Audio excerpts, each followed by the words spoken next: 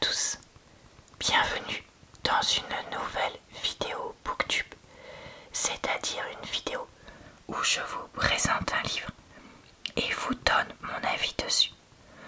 Aujourd'hui, je vais parler du romance The Devil Gets His Due d'Elizabeth O'Roark, dernier tome de sa série The Devils, dont je vous ai déjà parlé sur cette chaîne puisque je les ai tous lus et donc j'ai fait une vidéo sur chacun d'entre eux. Je vous mettrai d'ailleurs ça en barre d'infos, commentaire épinglé et dans le i en haut de l'écran. Cette série n'est malheureusement pas encore traduite en français, donc je vais vous présenter le résumé, les premières pages du roman que je vais à peu près traduire en anglais comme je peux, avant de vous donner mon avis sur ce livre. Je fais très souvent ce genre de vidéo pour plein de types de livres différents, donc n'hésitez pas à regarder en barre d'infos, dans ma playlist Booktube, etc. pour voir plein d'avis si jamais vous aimez les livres. Et je fais aussi d'autres vidéos de livres sur cette chaîne, que ce soit mon carnet de lecture, etc. etc. Voilà. Et bah écoutez, j'espère que vous serez indulgents envers ma traduction qui sera imparfaite vu que je ne suis pas bilingue, même si j'arrive à lire en anglais quand c'est pas trop dur. Et donc on est parti pour le résumé. Kylie. En janvier dernier, je me suis mariée en étant bourrée. Mon ennemi, le sexy et super grand geek Graham Tate, avec aucun souvenir de comment ça a pu se passer. Il n'y avait qu'une seule solution: fuir, et avant qu'il se réveille et prétende que ça ne s'était jamais passé. Ça aurait pu être parfait si je ne m'étais pas rendu compte que j'étais enceinte. Graham est l'opposé de tout ce que je veux dans son côté pratique, discipliné, frugal, mais vivre avec lui avant que le bébé arrive me fait me demander si peut-être j'ai toujours voulu les mauvaises choses avant, et si la version bourrée de moi-même en janvier n'avait pas été sur une piste intéressante. Graham, je n'ai jamais planifié d'avoir des enfants, et jamais j'aurais pensé que ce soit avec Kylie Connolly, une femme qui pense que mettre de l'argent de côté et faire attention à sa personne n'existe pas, et pense que les céréales pour petit déjeuner, Lucky Charms, sont une option santé vu qu'il n'y a pas de petits marshmallows dedans. Une femme qui n'a pas pensé à deux fois, qui n'a pas hésité plutôt à se marier avec moi à Vegas avant de me larguer quelques heures après, etc. etc. Bon, c'est interminable ce résumé en fait. Chapitre 1, 9 septembre 2022. Je ne sais pas comment commencer, donc je vais juste le dire. J'ai merdé. Je ne peux pas réparer les choses maintenant. Je l'écris simplement parce que je hais que je t'ai fait du mal. C'est la pire chose que j'ai jamais fait, et ça veut vraiment dire quelque chose. Je n'ai pas pensé et j'étais irresponsable, mais ça, c'est rien que tu ne saches pas déjà. Donc laisse-moi juste te dire le Kylie. Reste. Janvier. J'ai 2 buts. J'annonce tendant à Gemma une margarita, et en renversant plein sur ma main en le faisant. C'est soit parce que la margarita est trop pleine, ou parce que ce n'est pas ma première de la journée.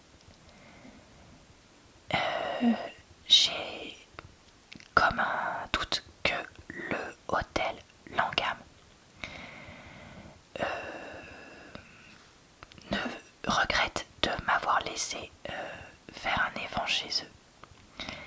Gemma sourit. Seulement 2. Laisse-moi deviner. Aucun d'entre eux implique un compte épargne. Je la pince. 2 buts pour ta fête. Bon, on va pas répéter ce mot grossier, mais voilà. Gemma, à ma plus grande irritation, a demandé, non, s'est échappé et s'est marié avec son petit ami d'une façon entièrement élégante et digne. Une situation que j'espère rectifier ce week-end. C'était le plan, cependant, jusqu'à ce que son nouveau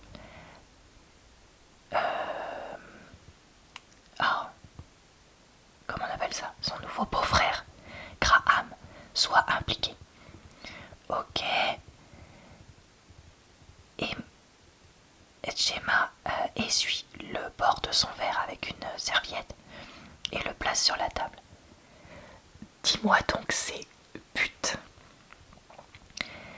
Elle fait semblant de faire des citations comme ça dans l'air autour du mot but, ce qui me semble un petit peu injuste alors qu'elle ne les a même pas écoutés. Mais c'est entièrement juste basé sur notre amitié de 6 ans. Elle sait comment je vis. 1. De faire la fête de mariage d'une vie. Et 2. Sauter, je pense qu'on pourrait pas traduire autrement, Six Bailey. Pas forcément dans cet ordre. Six Bailey est un des amis les plus célèbres de son mari. Et c'est un homme-enfant sexy, tatoué, le type de mec qui aura des relations intimes avec moi comme une machine et s'en ira avant que je puisse en avoir marre de lui. Est-ce qu'il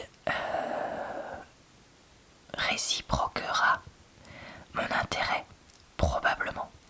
Je suis blonde, j'ai les yeux bleus et je ressemble à ma mère qui a eu une fois 2 rockstars à moitié connus se mettre à se battre pour elle sur scène. La partie intérêt semble s'autogérer toute seule. Ainsi, Six Bailey est déjà un truc sûr et possiblement la seule partie de ce week-end que l'horrible beau-frère de Gemma ne pourra pas ruiner. Je suis juste heureuse que toi et Graham avez réussi à être d'accord sur quelque chose, Gemma dit. Je commençais à penser que cette fête n'aurait jamais lieu.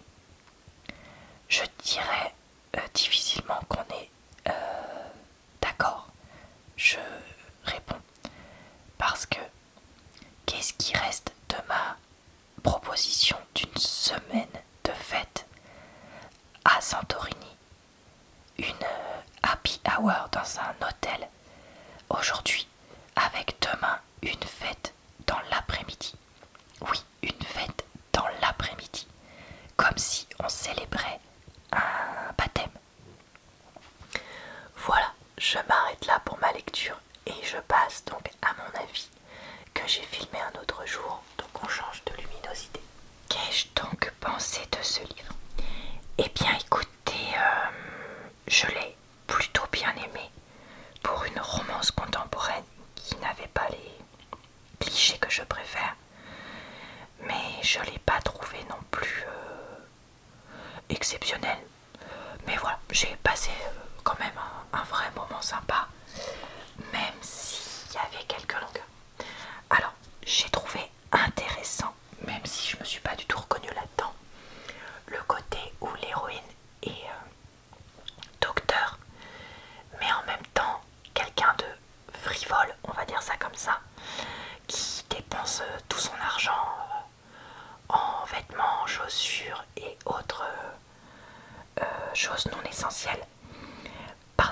persuadée qu'elle va mourir jeune. Il y a quand même une raison. Et donc voilà, cette opposition entre quelqu'un de quand même brillant, il y a un moment pour réussir médecine, voilà, et ce côté un peu complètement léger, niais, etc. Vivre au jour le jour, ne jamais penser au lendemain, pas vouloir de relation, tout ça, voilà, moi j'ai trouvé ça bien et intéressant qu'on ait ça, et je trouve qu'en plus ça a été vraiment bien fait. Ensuite, de l'autre côté, le héros et son histoire, c'est pareil, j'ai trouvé ça pas mal. Même si, voilà, c'est sous-développé, je trouve, un certain nombre de choses. Mais c'est un peu un parti pris, j'ai l'impression. En fait, dans ce livre, on a une alternance de points de vue, mais pas complète, c'est-à-dire qu'on a 3 quarts, un quart à peu près, voire même moins, pour le point de vue masculin. Et donc, on nous développe peu certaines choses, et c'est vrai que on nous parle quand même de communication entre eux, etc. au bout d'un certain temps. Parce qu'au début, ils sont vachement retranchés chacun dans leurs préjugés l'un sur l'autre. Et le fait qu'ils se retrouvent à attendre un bébé ensemble sans le faire exprès. Mais en fait, quand ils vont découvrir les points communs qu'ils ont et l'intérêt de l'autre, vraiment j'ai trouvé ça touchant. Et leurs deux histoires sont touchantes. La façon dont ça se développe petit à petit aussi, j'ai trouvé ça bien. Et je trouve que voilà, l'auteur a clairement une certaine qualité d'écriture que j'ai plus retrouvé donc dans ce livre-là et le tome 1 d'une autre série qu'elle a écrit, que j'ai lu, où voilà, on voit que les personnages sont quand même réfléchis. Est-ce qu'ils me correspondent? Pas forcément. Comme j'ai dit là, le côté cliché du elle se retrouve enceinte par accident et après et en même temps mariée par accident. Bon, le côté marié par accident, moi ça me gêne pas, mais là c'est vraiment beaucoup plus dit, l'accent est beaucoup plus mis sur le côté bébé, chose que je dis pas que c'est impossible, hein, mais c'est juste que voilà, c'est pas ce que je préfère. Mais ici, ouais, c'est bien fait. Et j'aime bien aussi qu'on ait le sujet du surmenage dans un boulot qu'on n'aime pas, qui soit abordé dans ce livre. Les relations familiales, les relations amicales, etc. Et aussi beaucoup le stress d'attendre un enfant, de se dire qu'on va pas être à la hauteur, parce qu'on voit bien qu'on n'est pas parfait. Et ça c'est pareil, c'est un sujet que j'ai trouvé vraiment très intéressant. Donc voilà, comme je vous dis, c'est pas un livre fou, mais ouais, j'ai passé un bon moment parce que c'est, voilà, suffisamment bien écrit. Les personnages sont suffisamment intelligents sans être prise de tête. Leur relation est réaliste, je trouve. Bon, sauf un certain truc par rapport à Graham, mais bon. Allez, je passe là-dessus. Mais ouais, moi j'ai trouvé ça vraiment pas mal du tout. On découvrira d'ailleurs que notre héros est en fait quelqu'un qui est loin d'être dans le besoin. Mais il ne se la pètera jamais avec ça. Au contraire, préférant refuser d'acheter une poussette à je sais plus combien de milliers de dollars. Parce qu'il y en a pas besoin. Alors après, c'est sûr que bon, des fois c'était un peu marrant, voire un peu ridicule. Mais j'ai trouvé ça bien par rapport aux milliardaires ou millionnaires qu'on a dans certaines romances qui sont insupportables. Et un truc qu'on pourra quand même jamais lui reprocher, c'est de ne pas avoir été là. Parce que justement, à partir du moment où il apprend qu'il est le père, il laisse tout tomber entre guillemets pour pouvoir être là. Il travaille à distance, il veut être le père de l'enfant, accompagner notre héroïne et tout, et ça c'est quand même vachement touchant. Et je pense que pour certaines personnes, ça pourrait être un sujet peut-être sensible. Donc voilà, écoutez globalement pour mon avis. J'espère que cette vidéo vous a plu, relaxé et diverti, aidé à savoir si le livre était fait pour vous ou pour vos proches. cette série de 4 livres, Devils, je pense quand même que c'est celui-là mon préféré. Clairement. Et le 2 restera vraiment le pire pour moi. Loin de là, mais je sais que pour beaucoup c'est pas du tout cet ordre-là. Donc comme quoi, c'est tellement intéressant de partager ses avis. J'espère qu'elle sera traduite un jour en français parce que je pense qu'elle pourrait plaire à d'autres personnes. Et donc, bah écoutez, voilà. Je vous retrouve très vite pour de prochaines vidéos d'avis de livres.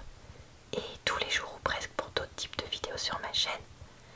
Je vous retrouve également sur ma chaîne secondaire et mon compte TikTok pour d'autres types de vidéos.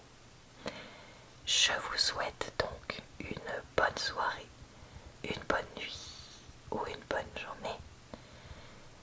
Et je vous dis à très bientôt dans une prochaine